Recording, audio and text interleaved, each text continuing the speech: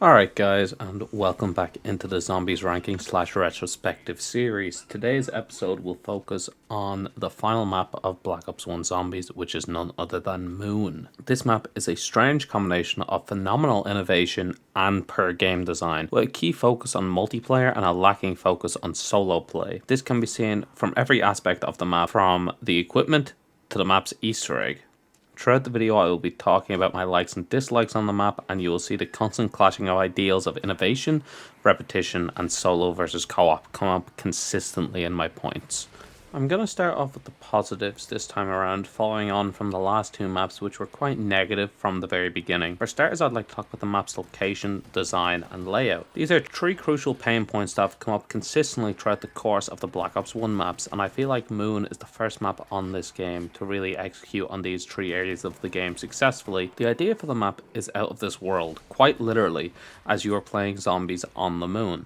If that isn't a cool idea, I don't really know what is. The map really uses its environment to its advantage. While you could say it is again another facility map, and to some extent you are right, this map has so many cool areas throughout that facility that it showcases the hostile planet environment that it kind of outlives that facility map facade. We have areas such as the moon's surface, the biodome, the laboratories and Area 51 all combined in the one map, just to name a few of the key areas that I think are excellent and really help sell this idea of being trapped on the moon alone in space. Talking about the layout, Moon escapes the overall looping design that encompasses most Treyarch maps by, instead of being a singular loop, it is instead two loops that overlap using verticality. While it is still the same basic formula, I feel like you can forgive this map for it because of the distinct areas you go to throughout the loop. This map also hides its loop-like structure very well, as some of the areas are connected. You need to look quite hard to find the connection,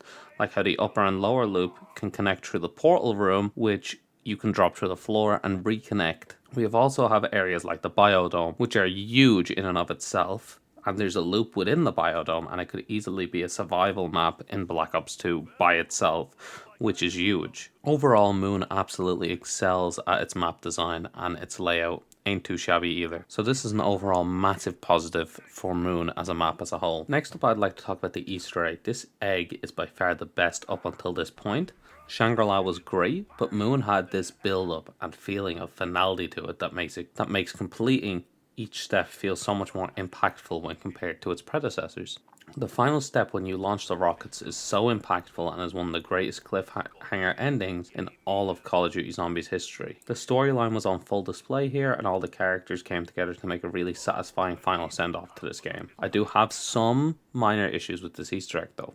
For one, the final couple of steps cannot be completed solo.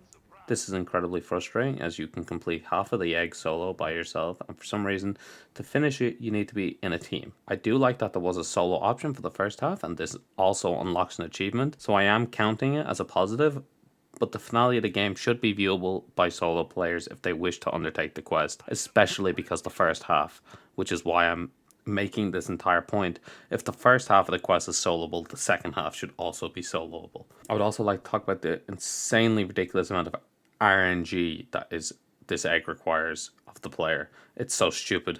You have to get so many items from the box on this map, and the box odds of getting what you need feel so slim while you're playing. You could be waiting rounds on end for one item while waiting to just progress one step. It's ridiculous. I hate RNG Easter egg steps, and I do have to say that I think this is the worst version of them in Treyarch Zombies ever, if not at least the worst for a good long while now. Overall, the Easter egg is definitely a massive positive, but these small issues stop it from being a complete and utter positive. There's still some small, minor, nitpicky, negative aspects to it, and I'd like to say that there aren't. Max has convinced our lovely crew of zombie slayers to blow up the earth, so I guess it's my turn to convince you guys to blow something up too. Let's start with this video. Hit the like button, the subscription button to keep up to date with this series, as we move on to Black Ops 2 next. Alright, well, that was a woeful little plug in the middle of the video. Let's get back to the ranking. I have two small points I would like to bring up about the environment and the interactables around the map. Treyarch finally seemed to be exploring with map interactable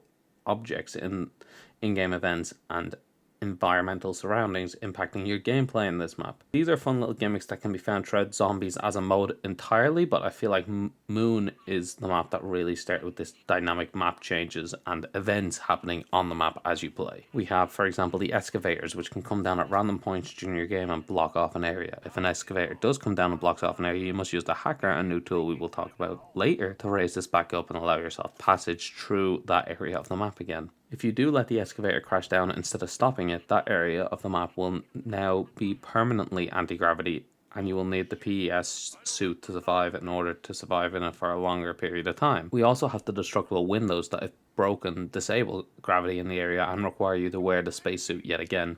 These little details help with keeping the map cohesive, and they really give a unique and unseen before environmental touch, which I really like, and I have to give this map massive props for. This map also introduces 2 new tools to the player. The PES system, which allows you to stay out on the planet's surface without dying, but comes at the cost of muffled sound, and the hacker, which allows you to hack a load of objects on the map to give you a bunch of different effects, but it comes at the cost of requiring a lot of time to do some of the cooler aspects. The PES is a really nice piece of equipment that allows the player to immerse themselves into the environment and gives you access to certain areas that you would not have access to without it. I think it's a fun piece of equipment, and I would be singing its praises even louder if it wasn't for the hacker. The hacker is one of the coolest items ever introduced into the Zombies game mode. This item completely changes the game. For example, you can open doors much cheaper, respin the mystery box, and change power-ups, just to name a few of the things that this tool allows you to do. You have access to a massive number of new abilities, and it just opens up so many new ways to play the game. Unfortunately, going back to one of the opening points, a lot of these abilities are only really usable on co-op, as you have another player to take the zombies away while you hack stuff. For example, in the gameplay that I recorded playing for this video,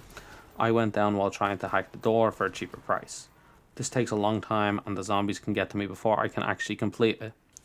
On co-op, I would have been okay, but not on solo. A monkey bomb also wouldn't have helped here unless it was also ended the round right after the monkey bomb exploded, as some of these hacking abilities just take too long that on solo it's just not worth the risk. That's the shame with Moon, as this is a really cool ability, and I understand the risk reward that should be there, but there could be a better balance in my opinion. Overall, these 2 new tools are incredibly enjoyable to play with and give the map its own unique feel, and they are both positives overall as a whole. Okay, that was a lot of positive talk about Moon. So now let's move on to some of the more negative aspects of the map.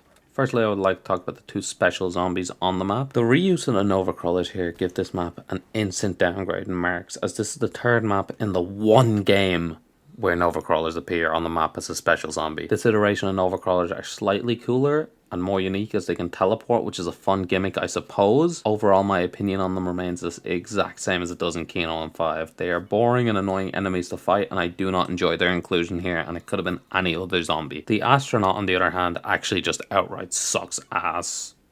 I know that's a total complete tonal shift for the rest of the video, but I actively hate this guy. He is not the hardest enemy ever to deal with, but he is so quiet and sneaky. I find he always ends up messing me up while I am playing. Enemies that steal your perks away from you without killing you are also just so annoying. The fact that you could lose Jug, which comes from Area 51 on a rotation, or one of your 3 quick revives to this guy, just does not improve his chances as a special zombie. This boss could work if, instead of stealing your perks and teleporting you away, he just teleported you away, as he is cool and creepy idea for a boss, as this lone astronaut walking around trapped in the suit forever, shambling towards you. But unfortunately, as it stands now, he's lame and incredibly irritating, and mechanically one of the worst bosses Treyarch has ever made. Next, I just want to touch real quickly on zero gravity, as this is a really cool concept and I really like the idea, but unfortunately it just falls flat in terms of gameplay. This may have something to do with the game's age or the tech at the time, but this feature just does not work on the map. If you clip a corner or take a tiny wrong move, you are suddenly gliding through the air uncontrollably at massive speed. There is the issue. You have no control over your movement, and this often happens completely involuntarily. I understand how it is meant to work, but if I walk over a tiny gap in the floor, I don't want to barrel towards a horde of zombies, completely incapable of stopping. If you make a mistake yourself, that is fair, but if the mistake comes from this feature and the level design not mingling very well together, that can be incredibly frustrating. Cool concept, but I think it has a very flawed execution. Next, I just really want to quickly talk about a little nitpick I have on this map. The process of getting Jug is a pain on this map, and it's not enjoyable at all. I find it to be most unenjoyable in the later rounds, especially if you have to wait for quick speed cola to rotate out. It's just not an enjoyable experience, and it should have been one or the other in Area 51, not both. It just doesn't really work, especially in the later rounds. Okay, so that was Moon, and looking at it, this is going to be the longest video by a good bit, according to just based on how the script is written. We are currently seeing over 500 more words in this script compared to the others.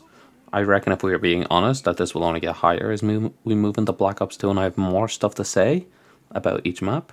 Overall, Moon is a fun experiment that I think is held back by the core of Black Ops 1's gameplay and the lack of technological advancements between games. Looking back at Black Ops 1 as a whole, I think the game is one of the most overrated games in the entire series. I honestly would place it towards the bottom of a Zombies game tier list, especially if this was a Treyarch exclusive games tier list. It would probably be at the very bottom, if not close to the very bottom. It's a close call. Moon as a map itself is an enjoyable teaser of what's to come in the next game, but unfortunately its issues do hold it back from its full potential, and I am going to have to give Moon a high B with all of that taken into account and all of that in mind. Okay, so that's Black Ops 1 finished. Expect a compilation of the World at War videos and the Black Ops 1 videos to hit your inbox soon. I ran a poll on the channel and people said they would be interested in seeing the full video instead of the split parts.